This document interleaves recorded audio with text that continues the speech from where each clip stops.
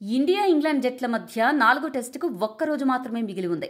3వ టెస్టులో ఓడిపోయిన టీమిండియా 4వ టెస్టులో ఎలాగైనా గెలవాలని కృత నిశ్చయంతో ఉంటే రోజుకొక అడ్డంకి, రోజుకొక తలనొప్పి టీమిండియాని ఉక్కిరిబిక్కిరి చేస్తున్నాయి, సతమతమయ్యేలా చేస్తున్నాయి. టీమిండియాలో రోజుకొక ఆటగాడు గాయపడుతూ టూర్ నుంచి నిష్క్రమిస్తున్నారు. దీంతో 4వ టెస్టు కోసం అస్త్రాలు సిద్ధం చేసుకుంటుందని భావించిన టీమిండియాకు 4వ టెస్టు మొదలు కాకముందే అస్త్ర సన్యాసం చేసుకునే పరిస్థితులు ఏర్పడ్డాయి. ఆ వివరాల్లోకి వెళితే, ఆల్రౌండర్ నితీష్ కుమార్ రెడ్డి ఇంగ్లాండ్తో భారత గడ్డపై జరిగిన పరిమిత ఓవర్ల క్రికెట్ సమయంలో గాయపడ్డాడు. ఆ తర్వాత ఎన్సీఏలో చాలా సమయం గడిపి ఐపీఎల్లో పాల్గొన్నాడు.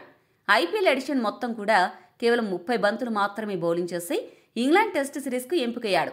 ఇంగ్లాండ్ టెస్ట్ సిరీస్లో 2 టెస్ట్ మ్యాచ్లు ఆడిన నితీష్ జూన్ 20వ తేదీన ప్రాక్టీస్ సమయంలో మోకాలికి బలమైన గాయం అవడంతో సిరీస్ నుండి తప్పుకున్నాడు. ఇక 4వ టెస్టులో అరంగేట్రం చేస్తాడు అనుకున్న హర్షదీప్ సింగ్ నెట్ సెషన్స్లో ప్రాక్టీస్ చేస్తున్నప్పుడు చేతికి గాయమైంది. దీంతో అతడు కూడా అర్ధాంతరంగా టెస్ట్ సిరీస్ నుండి తప్పుకున్నాడు. అతని స్థానంలో ఇండియా ఏ తరపున ఇంగ్లాండ్ గడ్డపై బాగానే రాణించిన అంశుల్ కంబోజ్ను బీసీసీఐ జట్టులో చేర్చింది. లార్డ్స్లో 3వ టెస్ట్ ఆడుతున్న సమయంలో బౌలర్ ఆకాష్ దీప్ కూడా గాయపడ్డాడు. దీంతో అతడు కూడా మాంచెస్టర్లో జరిగే 4వ టెస్టులో దాదాపుగా ఆడ్డు అనే క్లారిటీ వచ్చింది. 5వ టెస్టు సమయానికి ఆకాష్ దీప్ పూర్తిగా గాయం నుండి కోలుకుంటాడా, లేక మరొక ఆటగాడిని ఎంపిక చేయాల్సి వస్తుందా అన్న విషయం తేలాల్సి ఉంది.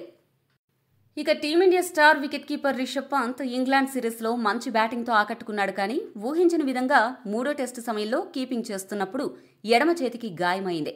ప్రస్తుతం ఉన్న సమాచారం ప్రకారం పంత్ కీపింగ్ చేసే అవకాశం లేదని, వీలైతే ఒక బ్యాటర్గా జట్టులోకి ఎంపిక చేసే అవకాశం ఉన్నట్లు వార్తలు వస్తున్నాయి. కానీ బ్యాటర్గా ఎంపిక చేసినా ఫీల్డింగ్ చేయాలి. ఫీల్డింగ్ సమయంలో కూడా చేతులు బాగా ఉపయోగించాలి. గాయపడ్డ పంత్కు ఫీల్డింగ్ చేయాలన్నా అంత సులభమైన విషయం కాదు. ఇటువంటి పరిస్థితుల్లో పంత్ 4వ టెస్టులో ఆడడం అనుమానంగానే ఉంది. 4వ టెస్టుకు వికెట్ కీపర్గా మాత్రం ధ్రువ్ జురేల్ జట్టులోకి రానున్నట్లు తెలుస్తోంది. మొత్తానికి 4వ టెస్టుకు ముందు టీమిండియాలో ఏకంగా 4 ఆటగాళ్లు గాయాల బారిన పడ్డం, జట్టుకి అందుబాటులో లేకపోవడం ఖచ్చితంగా ఒక బ్యాడ్ న్యూస్ అని చెప్పాలి. ఇటువంటి పరిస్థితుల్లో టీమిండియా ఎలా తమ వ్యూహాలను మార్చుకుని 4వ టెస్టుకు సన్నద్ధం అవుతుంది, ఇంగ్లాండ్పై పైచేయి ఎలా సాధిస్తుంది అన్న విషయం మాత్రం ఆసక్తికరంగా మారింది. ఈ పరిస్థితుల్లో 4వ టెస్టు కోసం ఇండియా తుది జట్టు ఎలా ఉండే అవకాశం ఉందో ఇప్పుడు చూద్దాం. ఓపెనర్లుగా జైస్వాల్, కేఎల్ రాహుల్ వ్యవహరిస్తారు. 4వ టెస్టుకు కరుణ్ నాయర్ని జట్టు నుండి తప్పిస్తారని అనుకున్నాను. కానీ ఇంతమంది గాయాల బారిన పడ్డంతో ఇంగ్లాండ్ పరిస్థితులకు అలవాటు పడిన కరుణ్ నాయర్కు మరొక అవకాశం ఇవ్వాలని జట్టు యాజమాన్యం డిసైడ్ అయింది.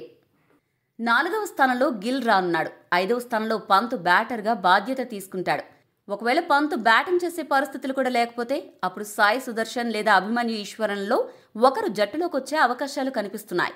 వికెట్ కీపర్గా ధ్రువ్ జురేల్ బాధ్యత తీసుకుంటాడు. స్పిన్ ఆల్రౌండర్గా రవీంద్ర జడేజా కొనసాగుతాడు. ఫాస్ట్ బౌలర్లుగా బుమ్రా, సిరాజ్ బాధ్యత తీసుకుంటారు. గాయపడ్డ ఆకాష్ దీప్ స్థానంలో అంశుల్ కంబోజ్కు అవకాశం దక్కనుంది. ప్రసిద్ధ కృష్ణ జట్టులో ఉన్నా అతడు 2 టెస్టుల్లో ఫెయిల్ అయ్యాడు. దీంతో అంశుల్ కంబోజ్ ఈ తుది జట్టులో ఉంటాడు.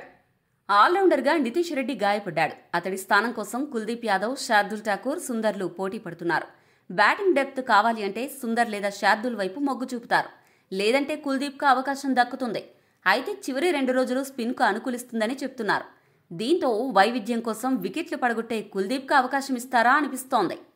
4వ టెస్టు కోసం పైన చెప్పిన ఇండియా తుది జట్టు ఎలా ఉంది? ఇంకా ఏమైనా మార్పులు చేస్తే బాగుంటుందా?